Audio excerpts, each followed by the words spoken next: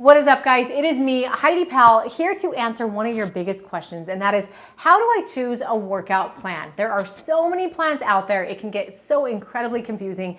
Which one is best for me? So I have a super simple 5-step process that I want you to keep in mind and go through with me today. So if you're wondering how to do this, number one, I want you right now or whenever to determine what your goal is. So if you don't know what your goal is, you can't appropriately choose the plan that's best for you. It's kind of like if you don't know what kind of a house you want to build, you don't know which kind of a blueprint to get. Like, you have to have a vision, you have to have a goal in mind. Envision right now where it is that you actually want to end up, and then we're gonna choose a plan around that. So determine your goal. Now, when you're determining your goal, how many times, and I know I've talked about it, how many times have we talked about SMART goals?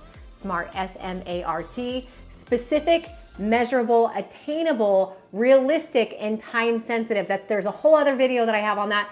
Make sure your goal is a SMART goal, but I also want you to have an identity-based goal along with it. So when you are choosing your SMART goal, say you want to run a half marathon, keep in mind, why is it that you want to run a half marathon? Are you wanting to be an endurance athlete?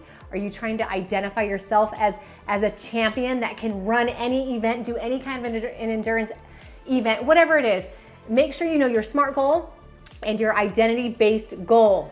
You're trying to be a healthy, fit mom, whatever it is, have those two things in mind. The second thing I want you to do, I want you to assess how much time you can realistically allot toward this goal any given day. So if your goal is to run a marathon, but you only have 20 minutes a day to work out, there's a really good chance that whatever plan you choose will probably not get you toward running a marathon. You could wing it and you could run the marathon anyway.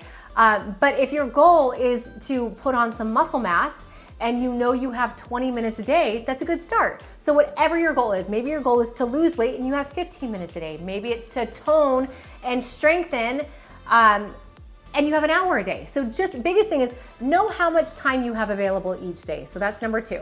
Number 3, you're going to build a timeline around that. So if I know I have, and you might need a little bit of help from somebody, maybe it's a trainer or a coach or a friend, or if you look up some testimonials online, that'll help too. So if you know you want to lose 30 pounds and you know you have 30 minutes a day to allot toward it, I would start doing some research. I would start talking to coaches. I would start looking up online and see how long realistically it takes someone to lose 30 pounds. I will say 1% of body fat a week is a very safe guess. And then build a timeline. Have a realistic timeline and know it's gonna take you a year or 6 months or 3 months or whatever it is. Now, if you're not on target, I don't want you to stress out about that. That can always be adjusted at the end, but have a realistic time frame for that. The 4th thing I want you to do, choose a plan. From there, you choose a plan. I highly recommend a plan that is customizable to you. For example, I will say that's why we built the app the way that we did. We built Transform app to be completely customizable so it can track as you're losing weight. It can add more time onto the end if it needs to. You can cater it to your ability level. If you only have 15 minutes a day or 30 minutes a day, you can choose workouts that give you that flexibility. So that's very important. But let's go back to kind of the marathon thing. If you know you want to train for a marathon and you know you have an hour a day and then on weekends you have 3 hours or whatever it is, then you know it's going to take you, say, 16 weeks to do it. You're going to go out, you're going to find a 16-week plan or however long it is until your marathon hits. Then you're going to find a plan with a 16-week timeline that allows you to train for that hour a day. You're going to cater it to you and make that your plan. Now, when you have a plan, number 5 is the most important thing.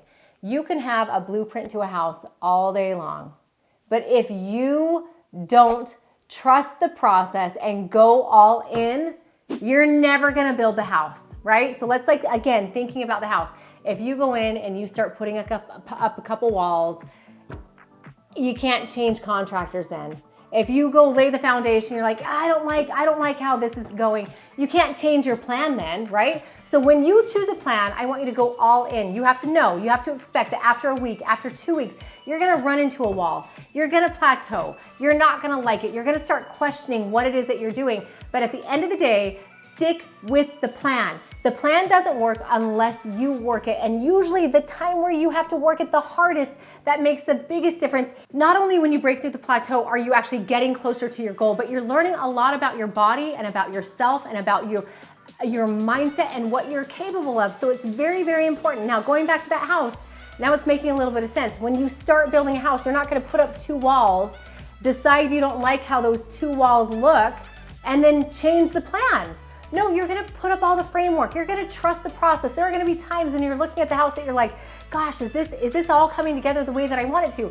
But if you're going all in and you're trusting the process, at the end of the day, you're gonna have a beautiful house.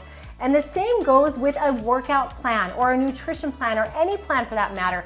Jump in, trust it, and go all in and make it to the end. If for some reason you don't like your results at the end, then you can change plans and focus on something else. But I will say one thing that most people are guilty of, it's yo-yo dieting, but it's the result of jumping from plan to plan to plan to plan. It's like we jump in, we have 1 foot in the plan, just one. We have 1 foot out. We're kind of looking around. We're like, oh my gosh, is this the plan that I want to be on? I don't know. What are they doing over there? Stop looking. Stop looking at what they're doing. Look at what you're doing. Go both feet in. That is when you will see the difference. I promise you that.